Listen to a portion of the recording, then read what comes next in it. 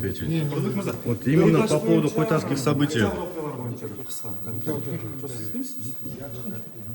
Не, вы можете сказать, пожалуйста, вот почему, что произошло в октябрьских событиях?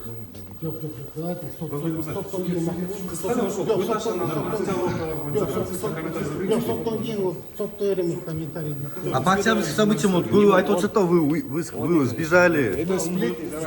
Ну как сплетни?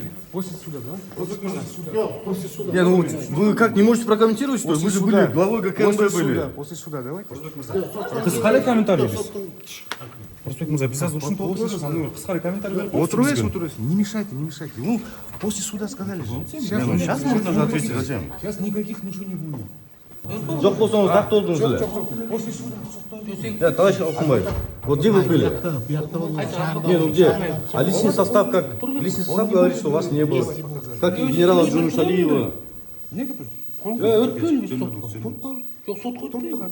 А, господин Алкумбаев? Мы вас тоже 5 лет не видели. Можете прокомментировать? Не, ну вам что-то есть скрывать, что ли, или как? Ну тогда можете просто коротко рассказать, что про октябрьские события и хуйтарские события, что произошло, что было? А, господин Алкумбаев?